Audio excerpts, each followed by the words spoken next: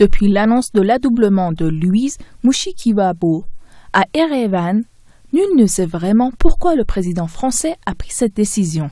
Offrir le siège de la francophonie à un petit État devenu anglophone en insultant le plus grand pays francophone au monde, la RDC, qui compte 80 millions d'habitants francophones. Pour expliquer le pourquoi du comment, nous avons contacté le géopoliticien Luc Michel. Écoutons-le. Tout le régime rwandais est violemment anti-français. Au milieu de celle-là, la plus violente, c'est Louise Mushikiwabo, qui appartient au noyau dur autour de Kagame, qui a été ministre des Affaires étrangères, qui a mené toutes les opérations anti-françaises en Afrique. Et je vais vous ajouter quelque chose parce que ce n'est pas expliqué et on le devrait. Elle est mariée à un Américain et elle a vécu de nombreuses années, à partir de 1991 aux États-Unis. Ses enfants sont évidemment américains. Et vous savez que quand vous épousez un Américain, vous avez la nationalité. Voilà donc un agent américain au service d'un régime pro-américain qui se retrouve à la tête de la francophonie. Mais là, je vais vous expliquer, on arrive à la diplomatie secrète. Qu'est-ce qui s'est passé ? C'est Macron qui a mis ça en œuvre et Kagame, chacun de leur côté, et on peut penser que leur mentor américain au-dessus d'eux des deux côtés ont favorisé l'opération. Vous savez que Macron, c'est le président le plus américain, pro-américain de toute l'histoire française. Il est même considéré comme plus pro-américain que Sarkozy. Il a été le choix d'un scénario politique il a été choisi par la French American Foundation, qui est l'outil principal de l'entrisme dans les élites politiques françaises des États-Unis. Il a été young leader de cette French American Foundation. Le monde de Macron, c'est un monde qui est largement américanisé. Et sa vision géopolitique, elle a été notamment exprimée par un autre de ses mentors, c'est Jacques Attali, lors d'un colloque au Sénat français, c'est d'insérer la France dans la globalisation. À partir de ce moment-là, toute la vision gaulliste de la France résistant à l'impérialisme anglo-saxon et américain, notamment l'exception culturelle française, c'est un cas unique où une culture et une langue résistent à l'anglais. Eh bien, tout ça est mis de côté. Kagame, lui, qu'est-ce qu'il veut ? Il veut le rayonnement, la puissance géopolitique de son petit pays. Il a profité qu'il était président de l'Union africaine pour faire une politique qui ne sert que le Rwanda. Quand on proclame dans la presse que c'est une chance pour l'Afrique, que c'est une Africaine qui va diriger l'OIF, etc., c'est une Africaine à passeport américain, c'est un agent américain, c'est toute l'escroquerie de cette diplomatie secrète. Kagame est allé à Paris rencontrer Macron il y a quelques semaines et ils ont, à la grande surprise générale, mais fait un accord favorisé par la diplomatie américaine. Ils ont enterré l'âge de guerre, les reproches qu'ils faisaient sur le génocide, et Macron a promis son appui à la candidature de Louise Mushikiwabo contre le renouvellement de la candidature de Michaël Jean, qui est canadienne, et en échange de cela, Kagame a promis que la France aurait un appui pour ce qu'on appelle la nouvelle France-Afrique 2.0, d'autant plus que le Rwanda n'est pas considéré, puisqu'il a rompu les liens avec la France, donc la France-Afrique ne lui nuit pas. Il y a un troisième larron dans cette diplomatie secrète. Jusqu'il y a 3 jours, le Canada soutenait sa ressortissante canadienne. Pour la première fois de l'histoire, on a vu un pays désavouer sa candidate. Trudeau, qui est un ami de Macron, qui est aussi dans ses réseaux mondialistes pro-américains, a pris la décision donc de soutenir, de rejoindre Macron et de soutenir la candidature rwandaise. La francophonie, comme Michaël Jean l'a expliqué, elle va pas seulement renoncer à ses valeurs. Je vais dire que c'est pas ça l'importance. Elle va cesser d'être une résistance à l'impérialisme culturel anglo-saxon. Il y a déjà toute une série de choses qui se mettent en place de réseau.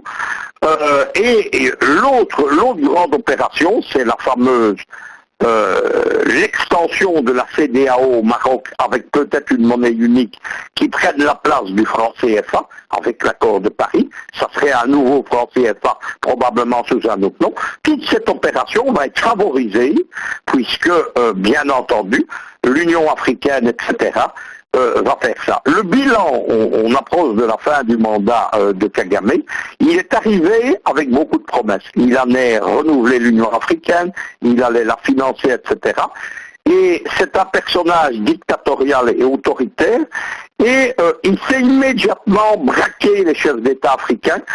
Vous savez qu'actuellement, l'Afrique, elle est dirigée par la conférence des présidents africains.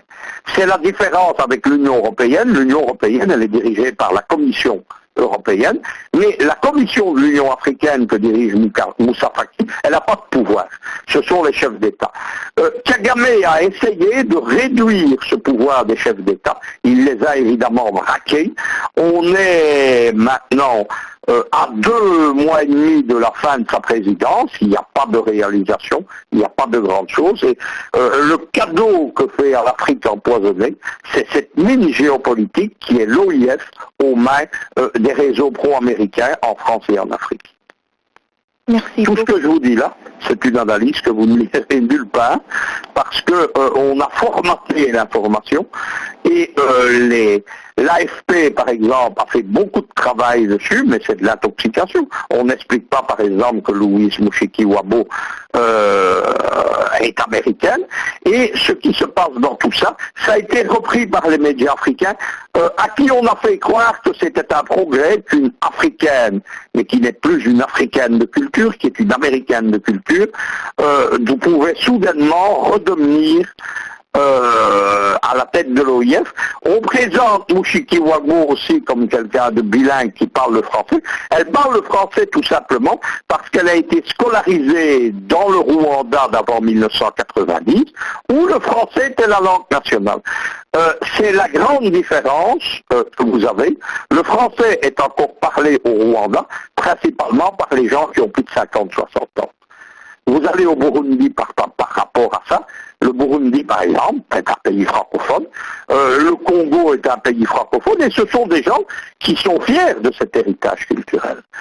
Autant le colonialisme belge est détesté au Congo-Kinshasa, autant la culture française est appréciée. Ils sont fiers de ça.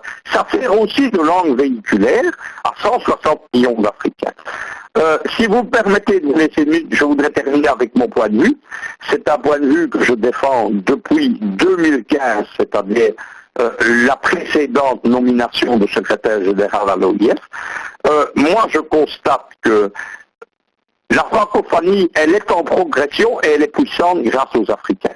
Il y a environ 160 millions d'Africains qui parlent le français, ils vont être 300 millions dans 25 ans.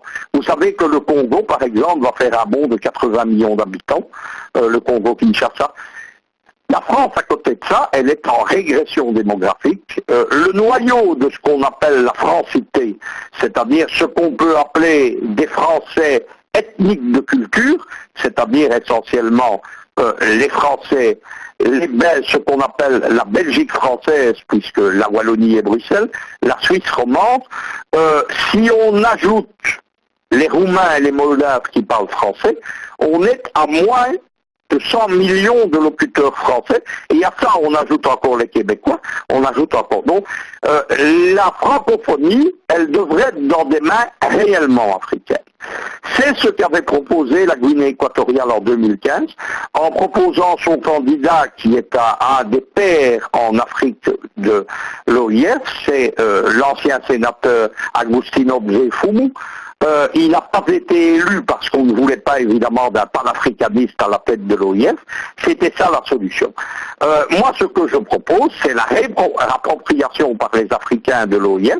Il faut arracher la francophonie comme outil du pouvoir politique de Paris, en sachant que Paris n'est qu'un appendice des États-Unis et de l'OTAN, et il faut remettre ça. Mais avec la nomination de Louise Mushikiwabo, on prend le chemin inverse. Vous noterez également que la Belgique, qui a un immense rôle de déstabilisateur dans la région des Grands Lacs, Rwanda, Burundi, Congo-Kinshasa, la Belgique a soutenu, là aussi à la grande surprise générale, mais elle a reçu des ordres des États-Unis, elle a soutenu Louis Mushikiwabo. C'est le sujet qui est fondamental pour le moment, parce que ça engage tout l'avenir de l'Afrique, parce qu'il y a tout un arrière-plan, et que cet arrière-plan, il y a le printemps africain derrière, donc la recolonisation de l'Afrique, il y a, ça c'est l'opération que Trump continue évidemment, il y a la seconde opération, c'est l'expansion de l'Afrique comme militaire. Il y a une troisième opération, c'est la France-Afrique 2.0, que j'ai appelée ironiquement, vous savez, il faut sauver le soldat France-Afrique. C'est la carte de la dernière chance pour Macron. Vous l'avez très bien expliqué dans un de vos Zooms il y a 48 heures, que vous avez en expliquant la politique de Macron en Afrique, et vous avez fait une analyse qui est excellente et que je partage totalement. Vous expliquez bien que la France, elle a perdu pied. Et Macron, c'est la dernière chance pour remettre un pied en Afrique. Il y a le panafricanisme qui est en pleine montée, il y a des États qui ne se laissent plus faire, il y a toute une série de chefs d'État dans des pays qui étaient ce qu'on appelait les joyaux de la couronne de la francité, le Gabon. Cameroun, par exemple, pourquoi est-ce qu'on attaque Biya de partout? C'est parce qu'il s'est tourné vers les Chinois, il s'est détourné de Paris, le Tchad, la Guinée équatoriale, etc. À partir de ce moment-là, la France, elle perd pied de partout. Le panafricanisme, dans un rapport de l'état-major français en 2015, il a été désigné comme le principal ennemi dans les 20 années à venir de l'armée française. Je dis bien de l'armée française en Afrique, en liaison avec les Russes et les Chinois. C'est ça l'enjeu géopolitique, et on est très loin de la culture ou des enjeux culturels que Macron. Écoutez, Macron fait comme d'habitude, c'est le roi du doux discours. Il parle de promotion du français, mais je vais m'en expliquer. Il participe à une opération de destruction de la francophonie en Afrique. Il parle beaucoup des valeurs que porterait le français, démocratie, droits de l'homme, etc. Quand on voit ce qui se passe avec la question des réfugiés en Europe actuellement, y compris en France, il n'y a pas de quoi évidemment parler de ça, mais surtout il a choisi le pire des régimes africains pour mettre la nouvelle présidente donc, de l'OIF, puisque Kagame c'est un pays dictatorial qui s'est imposé par une guerre civile au moment du génocide et dans lequel il n'y a pas de liberté publique ou de vie démocratique. La sortante Michaëlle Jean, là donc qui était la dirigeante de l'OIF précédente, qui est une noire mais africaine, donc secrétaire générale sortante, a fait un discours d'ailleurs très amer là-dessus. Elle n'a pas pu s'exprimer directement. Vous savez que ça ne se fait pas dans ces organisations internationales où on pratique, c'est comme à l'ONU, c'est comme à l'Union africaine, c'est comme à l'Union européenne, on pratique la langue de bois. Mais elle a dit au second degré de façon très amère que l'OIF était en train de tourner le dos à ses valeurs. C'est ce que je pense. Maintenant, derrière tout ça, surtout, Macron a dissimulé l'arrière-plan géopolitique, mais il a l'habitude de tout cela.